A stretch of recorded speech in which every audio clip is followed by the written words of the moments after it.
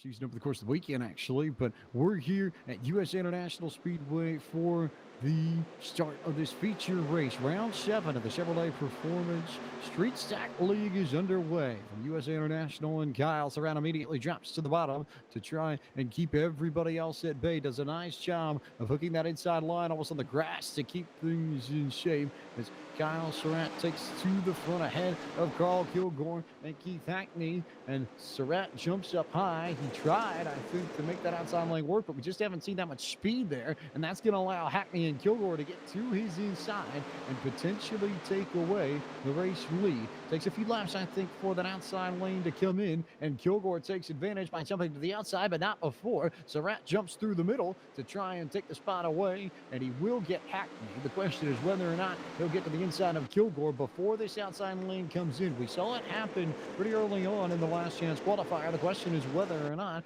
we're going to see more action take off in the middle of this race from that outside groove. And maybe even Kilgore in control. Hackney, Surratt, Tyler Jackson has very quietly moved up into the 4th spot and may well have something for Surratt in 3rd as your leaders are bunched up there. 1, 2, 3, 4, just about 5, 6, maybe call it 7 if you want to go all the way back to Lewis Clark. He drops to the inside here. Just keep an eye on 1, 2, 3, 4, 5, 6, top 7 cars all in frame for a split second as they work their way around USA International Speedway. First by Kilnor, Hackney, Surratt, Tyler Jackson hanging around in the 4th spot, and then Paul Visage in 5th. They really have begun to spread out amongst the top 5, top 6 in this race. Is now here comes Carl Kilgore to the outside and Keith Hackney to the inside, and he almost just about gave up the outside to Surratt. Hackney, it was a tight squeeze for the 69 to get back into position, but he managed to slide up there before the 18 could get a fender alongside him and maintain P2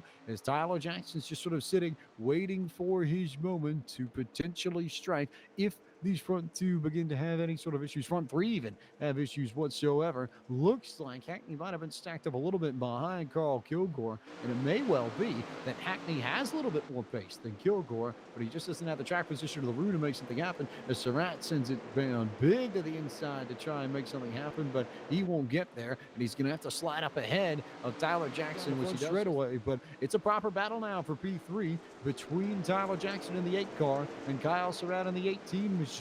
And a lot of drivers here who would have the opportunity to jump up a few spots if, in fact, these two come together some way, somehow.